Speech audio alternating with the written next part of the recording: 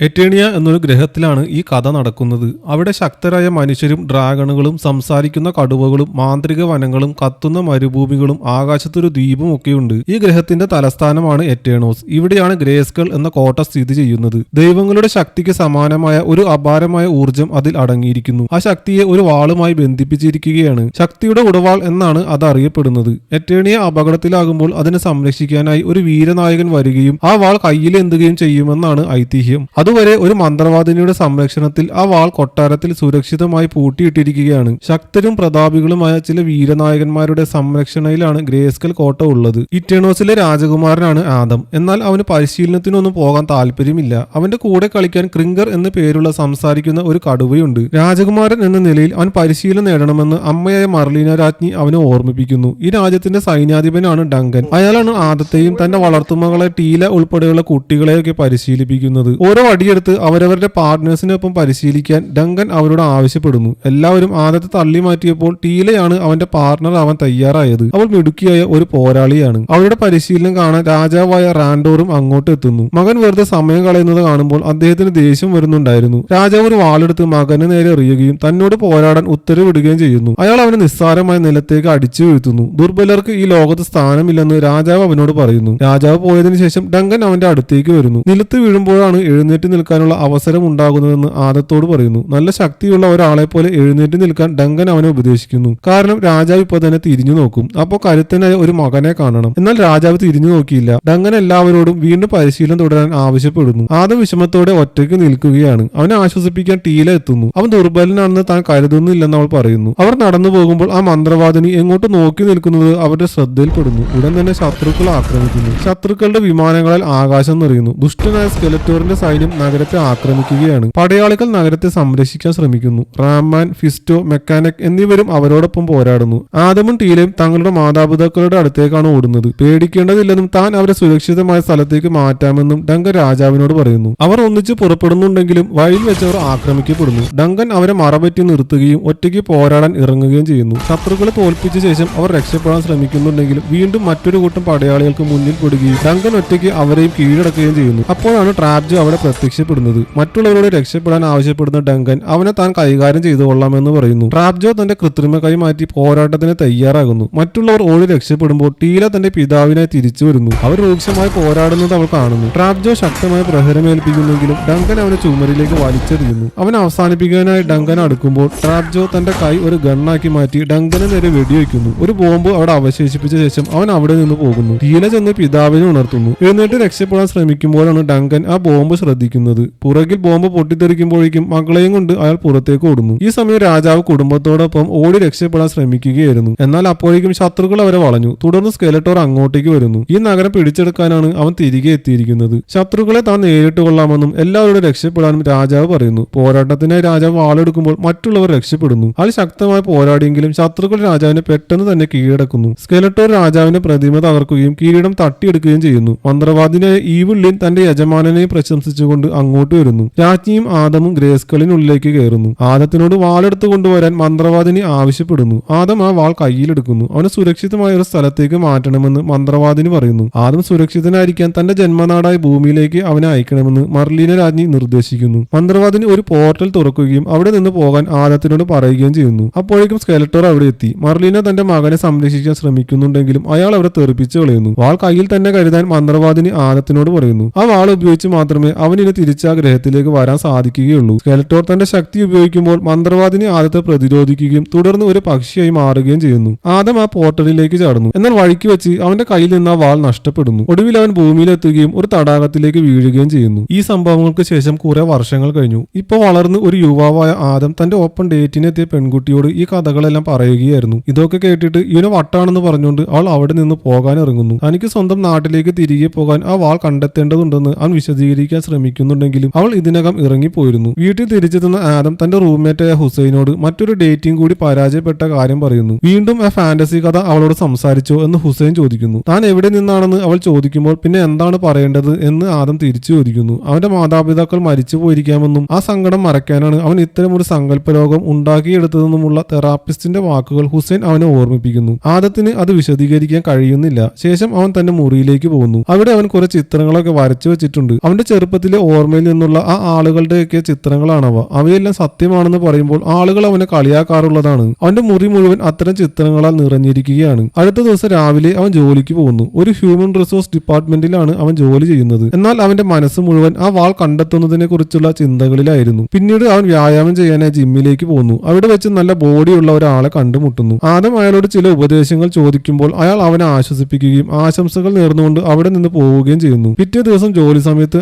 ആദം വാൾ കണ്ടെത്താനായി പരസ്യം നൽകുന്നത് അവന്റെ ബോസിന്റെ ശ്രദ്ധയിൽപ്പെടുന്നു. അവർ അവനോട് തന്റെ മുറിയിലേക്ക് വരാൻ ആവശ്യപ്പെടുന്നു. കമ്പനിയിലെ അവന്റെ ഭാവി അപകടത്തിലാണെന്ന് അവർ പറയുന്നു. ജോലി സമയത്താണ് ഈ വാൾ തിരച്ചിൽ തുടരുന്നതെങ്കിൽ അവനെ ജോലിയിൽ നിന്ന് പിരിച്ചുവിടുമെന്ന് അവർ മുന്നറിയിപ്പ് നൽകുന്നു. പെട്ടെന്ന് അവന്റെ ഫോണിലേക്ക് ഒരു സന്ദേശം എത്തുന്നു. ആരോ അവന്റെ വാൾ കണ്ടെത്തിയിരിക്കുന്നു. ബോസ് സംസാരിച്ചുകൊണ്ടിരിക്കുകയാണെങ്കിലും അവന്റെ ശ്രദ്ധ മുഴുവൻ ഫോണിലായിരുന്നു. ഫോൺ നോക്കരുതെന്ന് അവർ കർശനമായി വിലക്കുന്നുണ്ടെങ്കിലും അവൻ അത് കാര്യമാക്കാതെ ഫോൺ പരിശോധിക്കുന്നു. താൻ തിരയുന്ന വാളിന് പകരമായി $300 ആണ് അയാൾ ആവശ്യപ്പെടുന്നത്. അയാൾ ഉടൻ തന്നെ ഓഫീസിൽ നിന്ന് ഇറങ്ങുന്നു. ആ മെസ്സേജിൽ പറഞ്ഞ ലൊക്കേഷൻ അനുസരിച്ച് ഒരു കോമിക് സ്റ്റോറിലാണ് അവൻ എത്തിയത്. അവിടെയുള്ള പലരുടെ അടുത്തും രഹസ്യമായി ചെന്ന് തന്റെ വാൾ അവരുടെ കയ്യിലുണ്ടോ എന്ന് അവൻ ചോദിച്ചുകൊണ്ടിരിക്കുന്നു. യഥാർത്ഥത്തിൽ സന്ദേശം അയച്ചയാൾ വന്ന് അവനെ തടയുകയും വാളിന്റെ അടുത്തേക്ക് കൊണ്ടുപോവുകയും ചെയ്യുന്നു. ഒരു പ്രതിമയിൽ ഉറപ്പിച്ചു നിർത്തിയ പ്രദർശന വസ്തുവായിരുന്നു അത്. ഇനി എല്ലാം തനിയെ നോക്കിക്കൊള്ളാൻ പറഞ്ഞ് അയാൾ അവിടെ നിന്ന് പോകുന്നു. ആദം അത് പുറത്തെടുക്കാൻ ശ്രമിക്കുന്നു. എന്നാൽ അത് വിൽപ്പനയ്ക്കുള്ളതല്ല എന്ന് പറഞ്ഞ് അവിടെയുള്ള ജീവനക്കാരൻ അവനെ തടയുന്നു. വിഷമിക്കേണ്ടതില്ലെന്നും അത് തന്റേതാണെന്നും ആദം മറുപടി നൽകുന്നു. അവൻ വാൾ പുറത്തെടുക്കാൻ പണിപ്പെടുമ്പോൾ ചുറ്റുമുള്ള ആളുകൾ അത് ഫോണിൽ ചിത്രീകരിക്കാൻ തുടങ്ങുന്നു. ഒടുവിൽ പ്രതിമ തകർത്ത് അവൻ വാൾ പുറത്തെടുക്കുന്നു. മിന്നലിന്റെ അകമ്പടിയോടെ താൻ ഇപ്പോൾ അപ്രത്യക്ഷനാകാൻ പോവുകയാണെന്ന് അവൻ അവിടെയുള്ളവരോട് പറയുന്നു. വാൾ ഉയർത്തിപ്പിടിച്ച് by the power of Grayskull I have the power എന്ന് അവൻ ഉറക്കെ നിലവിളിക്കുന്നു. എന്നാൽ ഒന്നും സംഭവിക്കുന്നില്ല. ഇതോടെ അവൻ അവിടെ നിന്ന് പുറത്തേക്ക് ഓടുന്നു. വാളുമായി മുറിയിലെത്തുന്ന അവൻ ഉറങ്ങിപ്പോകുന്നു. കുറച്ചു കഴിഞ്ഞ് മോഷണക്കുറ്റത്തിന് പോലീസ് വന്ന് അവനെ അറസ്റ്റ് ചെയ്യുന്നു. സ്റ്റേഷനിലേക്ക് പോകുന്ന വഴി പോലീസുകാർ അവന്റെ വാൾ പരിശോധിച്ച് നോക്കുമ്പോഴാണ് പെട്ടെന്ന് റോഡിൽ വൻ ട്രാഫിക് അനുഭവപ്പെടുന്നത്. കാര്യമെന്നത് അന്വേഷിക്കാൻ പോലീസുകാർ പുറത്തിറങ്ങുന്നു. എന്തോ ഭയന്ന് ആളുകൾ ചിതറി ഓടുകയാണ്. ബീസ്റ്റ്മാൻ എന്ന ഭീകരജീവി എല്ലാവരെയും പേടിപ്പിച്ചുകൊണ്ട് അവിടെ പ്രത്യക്ഷപ്പെടുന്നു. ആ ജീവി പോലീസുകാരന് മുകളിലേക്ക് ചാടുന്നു. കാറിന്റെ ഉള്ളിലുള്ള ആദത്തെ കാണുന്ന ജീവി വണ്ടിയുടെ വാതിൽ തകർക്കാൻ തുടങ്ങി. ആദം വേഗം തന്നെ വാൾ കയ്യിലെടുത്ത് ജനൽച്ചില്ല് തകർത്ത് പുറത്തേക്ക് കടന്നു. അവൻ ഓടുന്നത് കാണുന്ന ജീവി അവന് പിറകെ പായുന്നു. അത് പോയി എന്ന് ആദം കരുതിയ നിമിഷം ബീസ്റ്റ്മാൻ പുറകിലൂടെ വന്ന് അവനെ ആക്രമിക്കുകയും ദൂരേക്ക് അടിച്ചെറിയുകയും ചെയ്യുന്നു. അവൻ ആദ്യത്തെ കൊല്ലാൻ അടുക്കുമ്പോഴാണ് മറ്റൊരാൾ അവനെ ആക്രമിക്കുന്നത്. ഒരു ലേഡി വന്ന് ബീസ്റ്റ്മാനോട് ഏറ്റുമുട്ടി അതിനെ പാലത്തിന് മുകളിൽ നിന്ന് താഴേക്ക് എറിയുന്നു. ആ സ്ത്രീക്ക് ആദമിനെ അറിയാമായിരുന്നു. അത് ടീല ആണെന്ന് ആദത്തിന് മനസ്സിലാകുന്നു. പെട്ടെന്ന് ബീസ്റ്റ്മാൻ വീണ്ടും വന്ന് ആക്രമിക്കാൻ തുടങ്ങിയെങ്കിലും ടീല അതിനെ തിരിച്ചടിക്കുന്നു. വാളും കയ്യിലെടുത്ത് അവൾ ആദത്തോടൊപ്പം അവിടെ നിന്ന് രക്ഷപ്പെടുന്നു. ശേഷം അവർ ഒരു കാറിന് മുകളിൽ ഒളിച്ചിരിക്കുന്നു. ബീസ്റ്റ്മാൻ ഈ വാളിന് വേണ്ടിയാണ് വന്നിരിക്കുന്നതെന്ന് ടീല പറയുന്നു. അവൻ വാൾ കയ്യിലെടുത്തപ്പോൾ അതിൽ നിന്നൊരു സിഗ്നൽ പോയിരുന്നു. അത് പിന്തുടർന്നാണ് ആ ജീവി ഇവിടെ എത്തിയത്. ഇത്രയും കാലം എന്തെടുക്കുകയായിരുന്നു എന്ന് അവൾ ആദത്തോട് ചോദിക്കുന്നു. തനിക്ക് വാൾ നഷ്ടപ്പെട്ടു പോയതാണെന്ന് ആദം പറയുന്നു. അവിടെ നിന്ന് ഓടാൻ തുടങ്ങുമ്പോൾ ബീസ്റ്റ്മാൻ അവരെ കാണുകയും പിറകെ ഓടുകയും ചെയ്യുന്നു. ടീല പാലത്തിൽ നിന്ന് താഴേക്ക് ചാടുകയും ആദത്തോടൊപ്പം ചാടാൻ ആവശ്യപ്പെടുകയും ചെയ്യുന്നു. ആദം താഴേക്ക് ചാടിയെങ്കിലും എതിർദിശയിൽ വരുന്ന വാഹനങ്ങൾക്കിടയിലേക്കാണ് അവൻ ചെന്ന് വീഴുന്നത്. ടീല അവനെ പിടിച്ച് ഓടാൻ ശ്രമിക്കുമ്പോഴേക്കും ബീസ്റ്റ്മാൻ വഴി തടസ്സപ്പെടുത്തുന്നു. പെട്ടെന്നൊരു ട്രക്ക് വന്ന് ബീസ്റ്റ്മാനെ ഇടിച്ചു തെറിപ്പിക്കുന്നു. അവർ അവിടെ നിന്ന് രക്ഷപ്പെട്ട് ടീല തന്റെ വിമാനം നിർത്തിയിട്ടിരിക്കുന്ന പാർക്കിലേക്ക് എത്തുന്നു. അവർ വിമാനത്തിൽ കയറുമ്പോൾ വീഡിയോ പിടിച്ചുകൊണ്ട് നിന്ന ആളുകളോട് താൻ പറഞ്ഞത് സത്യമായിരുന്നെന്ന് ആദം വിളിച്ചു പറയുന്നു. അപ്പോഴേക്കും ബീസ്റ്റ്മാൻ വീണ്ടും അടുത്തേക്ക് വരുന്നുണ്ടായിരുന്നു. അത് കണ്ടതോടെ അവർ വേഗത്തിൽ വിമാനത്തിൽ കയറി പോർട്ടലിലേക്ക് പറന്നു വരുന്നു. സ്കെൽട്ടന്റെ സൈന്യം ആക്രമിച്ച ആ രാത്രിക്ക് ശേഷം ഇറ്റേണേഴ്സിൽ എല്ലാം മാറി മറിഞ്ഞിരിക്കുകയാണ്. തങ്ങളുടെ കൂട്ടുകാരെ കുറിച്ച് ആദം അന്വേഷിക്കുമ്പോൾ ആ രാത്രിക്ക് ശേഷം ആരും അവരെ കണ്ടിട്ടില്ലെന്ന് അവൾ പറയുന്നു. അവർ ഇറ്റേണേഴ്സിൽ എത്തുമ്പോൾ പൂർണ്ണമായും തകർക്കപ്പെട്ട ഒരു നഗരമായി അത് മാറിയിരുന്നു. ഇവിടെ സുരക്ഷിതമല്ലെന്നും ഉടൻ തന്നെ രക്ഷപ്പെടണമെന്നും ടീല പറയുന്നു. എന്നാൽ ട്രൈക്ലോപ്സ് അവരുടെ വിമാനം കണ്ടെത്തിയിരുന്നു. ഒരു പന്നിയുടെ രൂപമുള്ള ഒരുത്തൻ സ്കെലറ്റോറിനെ ഉറക്കത്തിൽ നിന്നും എഴുന്നേൽപ്പിക്കുന്നു. അയാൾ തന്റെ ആയുധമെടുത്ത് സിംഹാസനത്തിലേക്ക് നടക്കാൻ തുടങ്ങി. അപ്പോഴാണ് ബീസ്റ്റ്മാൻ അങ്ങോട്ട് വരുന്നത്. വാൾ കൈക്കലാക്കാൻ കഴിയാത്തതിൽ ബീസ്റ്റ്മാൻ മാപ്പ് അപേക്ഷിക്കുന്നെങ്കിലും സ്കെലറ്റോർ അവനെ നിർബന്ധിച്ച് മുട്ടുകുത്തിക്കുന്നു. ഒരു വിമാനം ഇറ്റേണിയയിൽ എത്തിയതായി തങ്ങളുടെ സംഘം കണ്ടെത്തിയെന്ന് ഈവിലിൻ പറയുന്നു. അതിനെ പിന്തുടരാൻ സ്കെലറ്റോർ ഉത്തരവിടുന്നു. സൈന്യവും സിംഹാസനവും സാമ്രാജ്യവും ഉൾപ്പെടെ എല്ലാം കയ്യിലുള്ളപ്പോൾ ഇനിയും ആ വാൾ കണ്ടെത്തേണ്ട ആവശ്യമുണ്ടോ എന്ന് ഈവിലിൻ ചോദിക്കുന്നു. എന്നാൽ ആ വാൾ ഉപയോഗിച്ച് ഇവയെല്ലാം തട്ടിയെടുക്കാൻ സാധിക്കുമെന്നും അതിനാൽ അത് കണ്ടെത്തിയേ തീരുവെന്നും സ്കെലറ്റോർ അവരുടെ കൈകളിൽ അമർത്തി പിടിച്ചുകൊണ്ട് പറയുന്നു. രാജാവിന്റെ ശേഷിക്കുന്ന സൈന്യം ഒളിച്ചു കഴിയുന്ന രഹസ്യ കേന്ദ്രത്തിലേക്കാണ് ടീല ആദ്യത്തെ കൊണ്ടുപോകുന്നത്. ട്രൈക്ലോപ്സും അവരെ പിന്തുടർന്ന് അവിടെ എത്തുന്നു. ആദമും ടീലയും നടന്നു പോകുമ്പോൾ പെട്ടെന്ന് ഫിസ്റ്റോ ടീലയെ പിടിച്ചു മാറ്റി നിർത്തുന്നു. അവളെ ഏൽപ്പിച്ച ചുമതല ഉപേക്ഷിച്ച് എവിടെ പോയതായിരുന്നു എന്നായിരുന്നു അയാൾ ചോദിക്കുന്നത്. താൻ വാളും അതുപോലെ കാണാതെ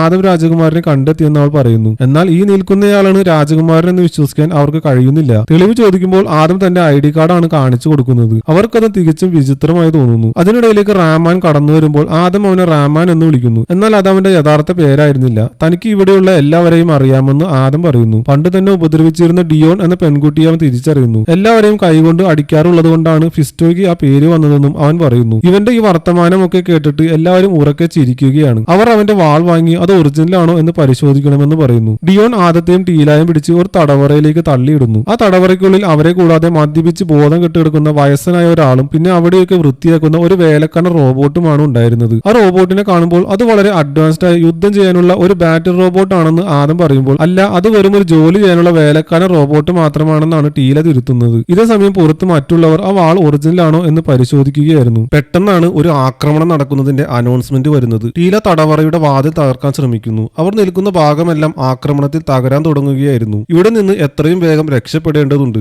ആ വാതിൽ തകർക്കാൻ കഴിയുമോ എന്ന് ആദം റോബോട്ടിനോട് ചോദിക്കുന്നു. അത് കേട്ടപ്പോൾ തുടച്ചുകൊണ്ടിരുന്ന ചൂലെടുത്തെറിഞ്ഞ് റോബോട്ട് നേരെ പോയി വാതിൽ തകർക്കുന്നു. കൂടെയുള്ള ആ കുടിയരെ കൂടി കൂട്ടണമെന്ന് ടീല പറയുന്നു. അത് മറ്റാരുമല്ല, അവളുടെ പിതാവ് ഡങ്കൻ ആയിരുന്നു അത്. അയാളെ ഈ അവസ്ഥയിൽ കണ്ട് ആദം അത്ഭുതപ്പെടുന്നു. ടീല അയാളെ വേഗം ഉണർത്തുന്നു. ആദം തന്റെ പഴയ കാര്യങ്ങൾ ഓർമ്മിപ്പിക്കാൻ ശ്രമിക്കുമ്പോൾ ഡങ്കൻ എല്ലാം ഓർത്തെടുക്കുന്നുണ്ടെങ്കിലും അവിടെ നിന്ന് പോകാൻ അയാൾ തയ്യാറാകുന്നില്ല. റോബോട്ട് അയാളെയും പൊക്കിയെടുത്ത് മുന്നോട്ട് പോകുന്നു. വഴിയിൽ വെച്ച് അവർ റാമാനിനെ കണ്ടുമുട്ടുന്നു. അപ്പോഴേക്കും സ്കെലറ്റോർ അങ്ങോട്ടേക്ക് എത്തിയിരുന്നു. റാമാൻ ആദത്തിന് വാൾ തിരികെ നൽകുകയും അവിടുന്ന് രക്ഷപ്പെടാൻ ആവശ്യപ്പെടുകയും ചെയ്യുന്നു. തുടർന്ന് അയാൾ പോരാടാനായി തിരികെ പോകുന്നു. അവർ രക്ഷപ്പെടാൻ വേണ്ടി ഓടിയെങ്കിലും ചെന്ന് വീഴുന്നത് തകർന്നു കിടക്കുന്ന ഒരു ഭാഗത്തേക്കാണ്. മുമ്പോട്ടിനി വഴിയൊന്നുമില്ല. അപ്പോഴേക്കും ട്രൈക്ലോപ്സ് അവരെ കണ്ടെത്തിയിരുന്നു. ഇനിയിപ്പോ അവിടുന്ന് ഓടുകയല്ലാതെ മറ്റു വഴികളില്ലായിരുന്നു. ശത്രുക്കളുടെ ഷൂട്ടിംഗിൽ നിന്ന് രക്ഷപ്പെടാൻ അവർ താഴേക്ക് ചാടുന്നു. മുന്നോട്ട് നീങ്ങുന്ന അവർ ഒരു ഷിപ്പിന്റെ അടുത്തേക്കാണ് എത്തുന്നത്. അവിടെ ട്രാപ്ജോ കുറെ പടയാളികളുമായി നിൽപ്പുണ്ട്. താൻ ഇവരോട് സംസാരിക്കാമെന്നും താൻ ഓഫീസിൽ ഉപയോഗിച്ചിരുന്ന ഹ്യൂമൻ റിസോഴ്സ് സ്കിൽസ് ഉപയോഗിക്കാമെന്നും ആദം പറയുന്നു. അവൻ അവരുമായി സംസാരിച്ച് ഒരു കോംപ്രമൈസിൽ എത്താൻ മുന്നോട്ട് പോകുന്നു. അവനെ ഷൂട്ട് ചെയ്യേണ്ട എന്ന് ട്രാപ്ജോ പടയാളികളോട് ആവശ്യപ്പെടുന്നു. തർക്കങ്ങൾ പരിഹരിക്കാനുള്ള ഓരോ തന്ത്രങ്ങൾ ആദം പ്രയോഗിക്കാൻ ശ്രമിക്കുന്നുണ്ടെങ്കിലും ട്രാപ്ജോ അവനെ ആക്രമിക്കുന്നു. തിരിച്ചടിക്കാൻ അവൻ ശ്രമിക്കുന്നുണ്ടെങ്കിലും ട്രാപ്ജോയ്ക്ക് മുന്നിൽ അവൻ തീർത്തും ദുർബലനായിരുന്നു. ആ വാളെടുത്ത് ഉപയോഗിക്കാൻ ടീല ഉറക്കെ പറയുന്നുണ്ടായിരുന്നു.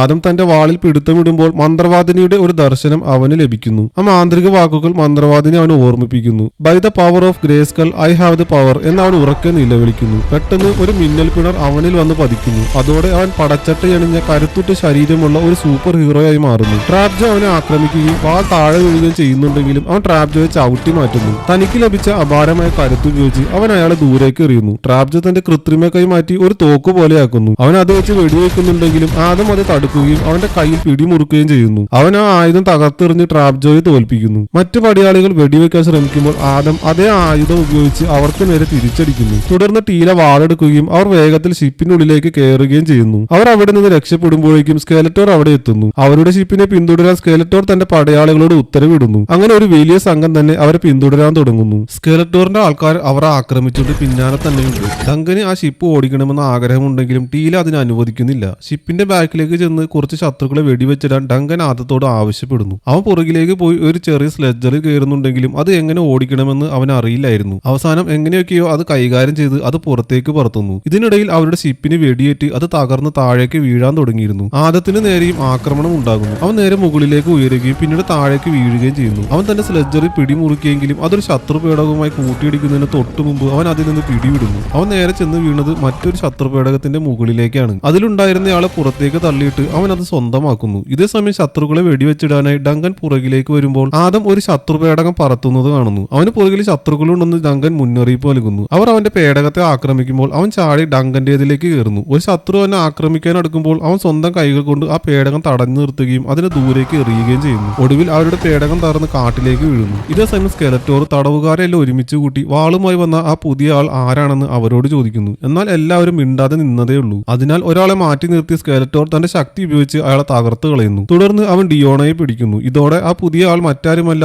റെൻഡോർ രാജാവിന്റെ കാണാതായ മകൻ ആദമാണെന്ന് ഫിസ്റ്റ് വെളിപ്പെടുത്തുന്നു. സ്കെലറ്റോർ അവളെ ദൂരേക്ക് എറിയുകയും തടവുകാരെ എല്ലാം തടവറയിലാക്കാൻ ഉത്തരവിടുകയും ചെയ്യുന്നു. ഇതേസമയം കാട്ടിൽ ടീല ആദത്തെ തിരഞ്ഞ് പുറത്തേക്ക് പോകുന്നു. അതിനിടെ ഡങ്കൻ തകർന്നു കിടക്കുന്ന ആ ഷിപ്പിനിടയിൽ നിന്ന് ഒരു സൂട്ട് കേസ് കണ്ടെത്തുന്നു. അതിനുള്ളിൽ അവന്റെ പഴയ പടച്ചട്ടയായിരുന്നു. നിലത്ത് കിടക്കുകയായിരുന്ന ആദം തന്റെ വാളിന് മുകളിൽ ഒരു പക്ഷി ഇരിക്കുന്നത് കാണുന്നു. അവൻ അതിനെ തൊടാൻ ശ്രമിക്കുമ്പോഴാണ് ടീല അവനെ വിളിക്കുന്നത്. ആ ശബ്ദം കേട്ട് പക്ഷി പറന്നു പോകുന്നു. അവൾ ഓടിച്ചു കളഞ്ഞത് സാക്ഷാൽ മന്ത്രവാദിനിയാണെന്ന് ആദം പറയുന്നു. ടീല അത് വിശ്വസിക്കാതെ അവന് വല്ല പരിക്കും പറ്റിയിട്ടുണ്ടോ എന്ന് പരിശോധിക്കുന്നു. അവർ തിരികെ വരുമ്പോൾ പഴയ പടച്ചട്ടയണിഞ്ഞ് നിൽക്കുന്ന ഡങ്കനെയാണ് കാണുന്നത്. തന്റെ മദ്യം സൂക്ഷിക്കാൻ പാകത്തിന് പുതിയൊരു സഞ്ചി കൂടി അയാൾ അത് ഘടിപ്പിച്ചിട്ടുണ്ടായിരുന്നു. അത് കണ്ട് അയാളുടെ മദ്യപാന ശീലത്തെ ചൊല്ലി മകളുമായി തർക്കമുണ്ടാകുന്നു. ടീല ദേഷ്യത്തോടെ അവിടെ നിന്ന് ഇറങ്ങിപ്പോകുന്നു. ഡങ്കൻ ആദത്തിനോട് തനിക്കൊപ്പം ഇരിക്കാൻ ആവശ്യപ്പെടുന്നു. എന്തുകൊണ്ട് നിങ്ങൾക്ക് ഇത് സംസാരിച്ച് തീർത്തുകൂടാ എന്ന് ആദം ചോദിക്കുന്നു. തന്റെ കുടുംബത്തിന് നേരെ ശത്രുക്കൾ പാഞ്ഞെടുക്കുമ്പോൾ അവരെ എങ്ങനെ പ്രതിരോധിക്കണം എന്ന് മാത്രമേ തനിക്ക് തനിക്ക് അറിയുകയുള്ളൂ എന്ന് ഡങ്കൻ മറുപടി നൽകുന്നു. ടീലയോട് സംസാരിക്കാനായി ആദം അവിടെ നിന്ന് പോകുന്നു. പേടകം ഒന്ന് പൊക്കി പിടിക്കാൻ അവൾ ആദത്തോട് ആവശ്യപ്പെടുന്നു. അതിൽ നിന്ന് എന്തോ ഒന്ന് എടുക്കാനുണ്ടായിരുന്നു.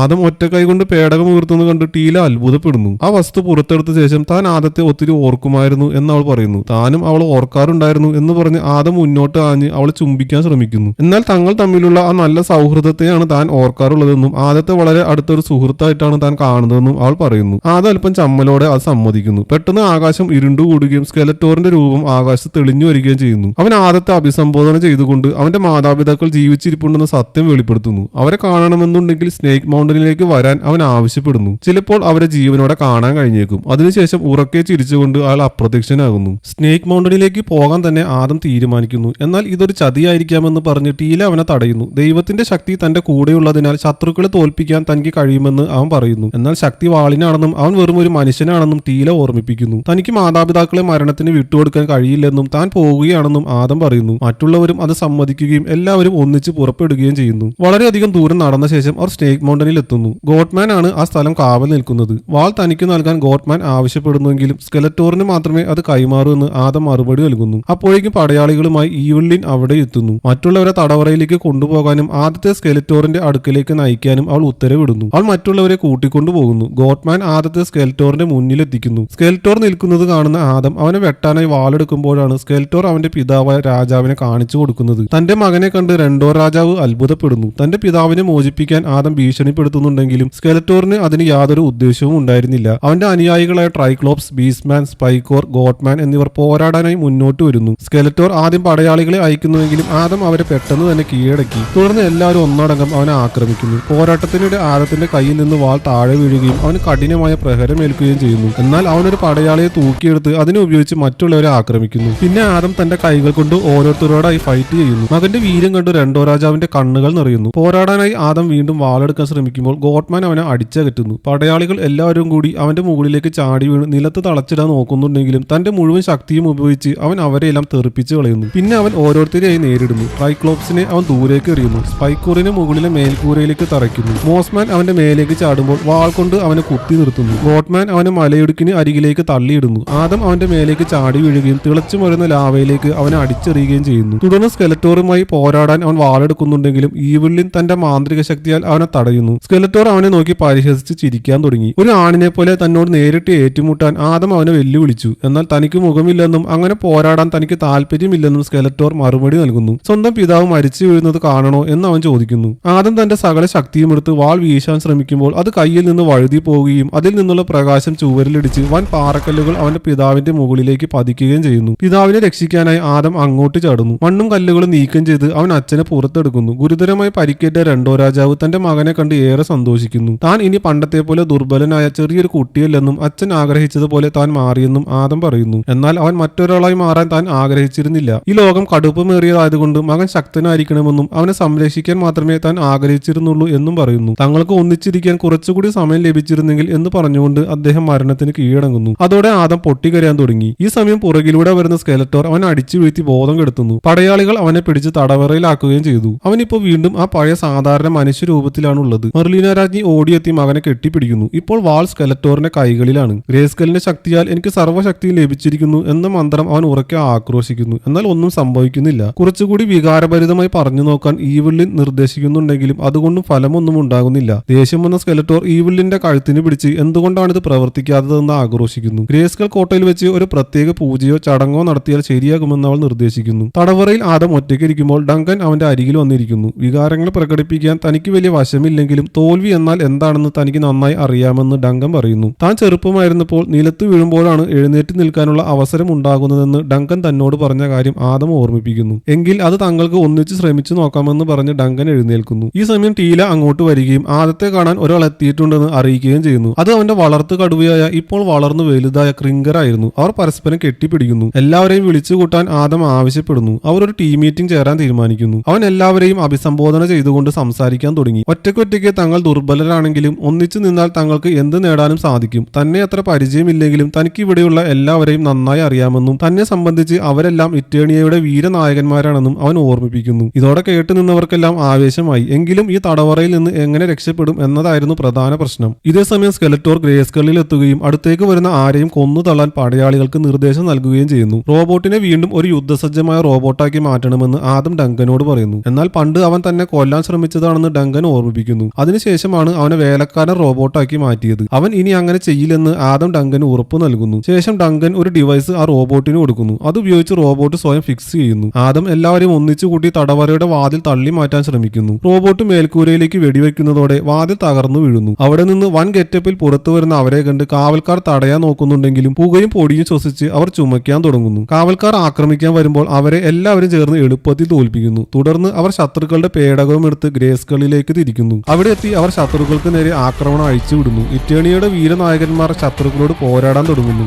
ആദവും സംഘവും പുറത്തു വരുന്നത് ട്രാപ്ജോ കാണുന്നു. ഒരു വൻ സംഘം ആക്രമിക്കാൻ വരുമ്പോൾ ആദത്തോടും ടീലയോടും മുന്നോട്ട് പോകാൻ ഡങ്കൻ ആവശ്യപ്പെടുന്നു. ശത്രുക്കളെ താൻ തടഞ്ഞുകൊള്ളാം. പടച്ചട്ട പോലും ഇല്ലാത്തതിനാൽ കൂടെ വരാൻ ക്രിങ്കറിന് ഭയമായിരുന്നു. എന്നാൽ ആദം അവന് ധൈര്യം കൊടുക്കുകയും അവൻ പോരാട്ടത്തിന് തയ്യാറാകുകയും ചെയ്യുന്നു. ഇറ്റേണിയുടെ വീരനായകന്മാർ പുറത്തുള്ള എല്ലാ ശത്രുക്കളെയും നേരിടുന്നു. അതിന് സ്കെലറ്റോർ, ഈവിളിൻ, ബീസ്റ്റ്മാൻ എന്നിവരോടൊപ്പം കൊട്ടാരത്തിനുള്ളിലേക്ക് കടക്കുന്നു. പൂജയ്ക്കായി അയാൾ ആ വാളെടുത്ത് അതിന്റെ പഴയ സ്ഥാനത്ത് ഉറപ്പിച്ചു വെക്കുന്നു. ക്രിങ്കറിന്റെ മുകളിലേറി ആദമും ടീലയും എത്തി കൊട്ടാരത്തിലേക്ക് ഇരച്ചു കയറുന്നു. ആദം ചാടി വീണ് വാൾ കൈക്കലാക്കാൻ ശ്രമിക്കുന്നു. ടീല ഈവിളിനുമായി പോരാടാൻ പോകുന്നു. ക്രിങ്കർ ബീസ്റ്റ്മാനുമായി ഏറ്റുമുട്ടുന്നു. ഈവിളിൻ തന്റെ മാന്ത്രിക ശക്തി പ്രയോഗിക്കാൻ നോക്കുന്നുണ്ടെങ്കിലും ശക്തയായ ടീല അതിനെ പ്രതിരോധിക്കുകയും അവൾക്ക് നേരെ തിരിച്ചടിക്കുകയും ചെയ്യുന്നു. പുറത്ത് റോബോട്ടും ഡങ്കനും സ്കെലറ്റോറിന്റെ പടയാളികളോട് പോരാടുകയാണ്. എന്നാൽ കൂടുതൽ പേര് അങ്ങോട്ട് വരുന്നു. അതിനാൽ അവിടെയുള്ള പ്രതിമ തകർക്കാൻ ഡങ്കൻ റോബോട്ടിനോട് പറയുന്നു. ആ പ്രതിമ വീണ് പാലം തകരുകയും ശത്രുക്കളുടെ വഴി തടസ്സപ്പെടുകയും ചെയ്യുന്നു. പെട്ടെന്ന് ഒരു ഷിപ്പുമായി ട്രാപ്ജോ അങ്ങോട്ട് എത്തുന്നു. അവൻ വെടിവെക്കുമ്പോൾ അവർ ഓടാൻ തുടങ്ങുന്നു. റോബോട്ട് ഒറ്റപ്പെടുകയും ട്രാപ്ജോ അവനെ വെടിവെച്ച് തകർക്കുകയും ചെയ്യുന്നു. ദേഷ്യം വന്ന ഡങ്കൻ തന്റെ ആയുധം എടുത്ത് ആ പേടകത്തിലേക്ക് ചാടി കയറുന്നു. ഉള്ളിലേക്ക് ഇരച്ചു കയറി അവൻ ട്രാപ്ജോയെ അടിച്ച് തകർക്കാൻ തുടങ്ങുന്നു. ഇതിനിടയിൽ പേടകത്തിന്റെ നിയന്ത്രണം നഷ്ടപ്പെടുന്നു. ഡങ്കൻ അവന്റെ വായ്ക്കുള്ളിലേക്ക് ഒരു ബോംബ് തള്ളിക്കയറ്റി പുറത്തേക്ക് ചാടുന്നു. പുറകിൽ ആ പേടകം പൊട്ടിത്തെറിക്കുന്നു. തുടർന്ന് അവൻ റോബോട്ടിനെ പരിശോധിക്കാൻ ഓടിയെത്തുന്നു. ഭാഗ്യത്തിന് അവന്റെ പ്രധാന സിസ്റ്റത്തിന് കുഴപ്പമൊന്നും പറ്റിയിട്ടുണ്ടായിരുന്നില്ല.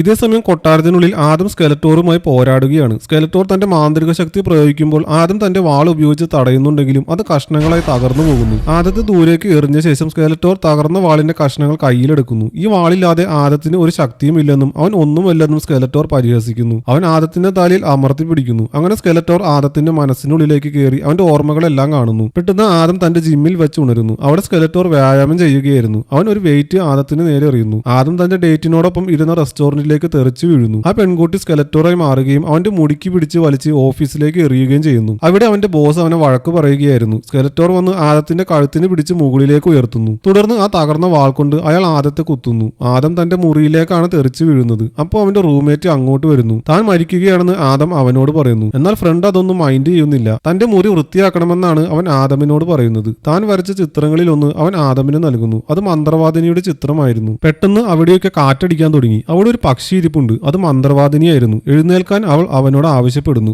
ആദം എഴുന്നേറ്റ് വാൾ തകർന്നു പോയെന്നും തങ്ങൾ തോറ്റെന്നും പറയുന്നു. എന്നാൽ ശക്തിയെ ആവാഹിക്കാനുള്ള ആ വാക്കുകൾ മന്ത്രവാദിനി അവനെ ഓർമ്മിപ്പിക്കുന്നു. ഗ്രേസ്കലിന്റെ ശക്തിയാൽ എനിക്ക് സർവ്വശക്തിയും ലഭിച്ചിരിക്കുന്നു. അഥവാ ശക്തി ഇരിക്കുന്നത് വാളിലല്ല, അവനിലാണ്. അവൾ അവന്റെ മുറിവുകൾ ഉണക്കാൻ തുടങ്ങുകയും തിരികെ മനുഷ്യരൂപത്തിലേക്ക് മാറുകയും ചെയ്യുന്നു. മുൻപുള്ള ഉടമസ്ഥരിൽ ഈ ശക്തി വെറും ഒരു കായികബലം മാത്രമായിരുന്നെങ്കിൽ അവനിൽ അത് അതിലും ഉപരിയാണെന്ന് അവൾ പറയുന്നു. അത് മാനുഷികതയെയും അനുകമ്പയെയും തിരിച്ചറിയാനുള്ള കഴിവാണ്. അതുകൊണ്ടാണ് വാളിന് പകരം ശക്തി ഉൾക്കൊള്ളുന്ന യഥാർത്ഥ പാത്രമാണെന്നറിഞ്ഞ് അവൾ അവനെ തിരഞ്ഞെടുത്തത്. അവൻ ഇപ്പോൾ പൂർണ്ണ സജ്ജനാണ്. ആദം തന്റെ ശരീരത്തിലേക്ക് തിരികെ എത്തുകയും ഉണങ്ങുന്ന മുറിവുകളിൽ നിന്ന് വാൾ പുറത്തെടുക്കുകയും ചെയ്യുന്നു. തകർന്ന വാളിന്റെ കഷ്ണങ്ങൾ ഒന്നിച്ചു ചേർന്ന് വാൾ പൂർവ്വസ്ഥിതിയിലാകുന്നു. അവൻ തന്റെ മന്ത്രം ഉറക്കെ വിളിച്ചു പറഞ്ഞ് ഒരു സൂപ്പർ ഹീറോയായി മാറുന്നു. സ്കെലറ്റോർ ഇതൊക്കെ കണ്ട് ഞെട്ടിത്തെറിച്ച് നിൽക്കുകയാണ്. തങ്ങളുടെ വീരനായകൻ തിരിച്ചെത്തിയത് കണ്ട് മറ്റുള്ളവർ സന്തോഷിക്കുന്നു. ആദ്യം സ്കെലറ്റോറിനോട് തനിക്കൊരു നിർദ്ദേശമുണ്ടെന്ന് പറയുന്നു. സ്കെലറ്റോർ എന്തിനാണ് ഇത്ര ക്രൂരനാകുന്നതെന്ന് അവന് മനസ്സിലാകുന്നില്ല. അവൻ തന്റെ വീട് തകർത്തുവെങ്കിലും ഇപ്പോഴും കാര്യങ്ങൾ ശരിയാക്കാൻ അവസരമുണ്ട്. എന്നാൽ സ്കെലറ്റോർ ചിരിച്ചുകൊണ്ട് താൻ വില്ലനാണെന്നും അതിൽ താൻ ആനന്ദം കണ്ടെത്തുന്നുണ്ടെന്നും ആദത്തിന് തന്നെ മാറ്റാൻ കഴിയില്ലെന്നും പറയുന്നു. അവൻ ആദത്തെ ആക്രമിക്കുകയും അവർ തമ്മിൽ കഠിനമായ ഒരു പോരാട്ടം നടക്കുകയും ചെയ്യുന്നു. അവൻ ശക്തമായ പ്രഹരമേൽപ്പിച്ച് ആദത്തെ താഴെയിടുന്നു. ആദത്തിന് ശക്തി ഉണ്ടായിരിക്കാം, എന്നാൽ അത് എങ്ങനെ ഉപയോഗിക്കണമെന്ന് അവന് അറിയില്ലെന്ന് സ്കെലറ്റോർ കളിയാക്കുന്നു. ആദം വേഗം തന്നെ നിവർന്നു നിന്ന് തനിക്ക് അത് ഉപയോഗിക്കാൻ അറിയാമെന്നും എന്നാൽ അക്രമം ഒഴിവാക്കാൻ ആഗ്രഹിച്ചതുകൊണ്ട് മാത്രമാണ് പ്രയോഗിക്കാതിരുന്നതെന്നും പറയുന്നു. അവൻ സ്കെലറ്റോറിനെ കരണത്തടിച്ച് ദൂരേക്ക് തെറിപ്പിക്കുന്നു. ഇതോടെ പണിപാളിയെന്ന് മനസ്സിലായ ഈവിളിനും ബീസ്റ്റ്മാനും അവിടെ നിന്ന് രക്ഷപ്പെടുന്നു. സ്കെലറ്റോർ തന്റെ ആയുധം ഉപയോഗിക്കാൻ ശ്രമിക്കുന്നുണ്ടെങ്കിലും ആദം അത് തകർത്തെറിയുന്നു. അവനിൽ നിന്നും വരുന്ന ശക്തമായ ഒരു ഊർജ്ജ തരംഗത്തിൽ സ്കെലറ്റോർ പൊട്ടിത്തെറിച്ച് ചാകുന്നു. ഇതിനുശേഷം 6 മാസങ്ങൾ കഴിഞ്ഞു. ഇറ്റേണോസ് വീണ്ടും പുനർനിർമ്മിക്കപ്പെടുകയും മർലീന രാജ്ഞിയായി വാഴുകയും ചെയ്യുന്നു. കൂട്ടാളികൾ എല്ലാവരും ഒന്നിച്ചിരുന്ന് സന്തോഷം പങ്കിടുന്നു. റോബോട്ടിനെയും പുനർനിർമ്മിച്ചിട്ടുണ്ട്. ടീല ആദത്തെയും ഡങ്കനെയും ഇറ്റേണോസിന്റെ ഏറ്റവും മികച്ച പോരാളികൾ എന്ന് വിളിക്കുന്നു. ആദം പണ്ട് വരച്ച ചിത്രം ചിത്രങ്ങളിലെ വീരനായകന്മാരെല്ലാം ഇപ്പോൾ ഒന്നിച്ചിരിക്കുകയാണെന്ന് അവൾ ഓർമ്മിപ്പിക്കുന്നു. തുടർന്ന് തങ്ങൾക്ക് എന്തെങ്കിലും ഒരു പേര് അവൻ മനസ്സിൽ കരുതിയിട്ടുണ്ടോ എന്ന് അവൾ ചോദിക്കുന്നു. വാറിയർ ഗോഡസ് എന്നാണ് ആ പേരെന്ന് അവൻ പറയുന്നു. ടീലയ്ക്ക് അത് വിചിത്രമായി തോന്നുന്നു. അവൻ തനിക്കായി എന്തെങ്കിലും പേര് കരുതിയിട്ടുണ്ടോ എന്ന് അവൾ ചോദിക്കുന്നു. താൻ ഹീമാൻ ആണെന്ന് അവൻ വെളിപ്പെടുത്തുന്നു. അതും എല്ലാവർക്കും അല്പം വിചിത്രമായി തന്നെ തോന്നുന്നു. താൻ പറഞ്ഞതൊക്കെ സത്യമായിരുന്നു എന്ന് തെളിയിക്കാനായി ആദം തന്റെ റൂംമേറ്റായ ഹുസൈനെയും അങ്ങോട്ട് കൊണ്ടുവന്നിട്ടുണ്ടായിരുന്നു. പെട്ടെന്ന് ഒരു അപായ സന്ദേശം വരുന്നതായി റോബോട്ട് അറിയിക്കുന്നു. ഇത് ഹീമാന് വേണ്ടിയുള്ള ദൗത്യമാണെന്ന് ടീല പറയുന്നു. ഒരു കാരണം പറഞ്ഞ് ആദം ക്രിങ്കറുമൊത്ത് അവിടെ നിന്ന് പതിയെ മാറുന്നു. അവന്റെ രഹസ്യ രൂപത്തെക്കുറിച്ച് തങ്ങൾക്ക് എല്ലാവർക്കും അറിയാമെന്ന കാര്യം അവൻ മറന്നുപോയോ എന്ന് അവർ ചോദിക്കുന്നു. അവൻ അവന്റെ വഴിക്ക് പോകട്ടെ എന്ന് ഡങ്കൻ പറയുന്നു. തുടർന്ന് കവചമണിഞ്ഞ ക്രിങ്കറിനോടൊപ്പം ഹീമാൻ യുദ്ധത്തിനായി പുറപ്പെടുന്നു. ഇവിടെയാണ് ഈ സിനിമ അവസാനിക്കുന്നത്.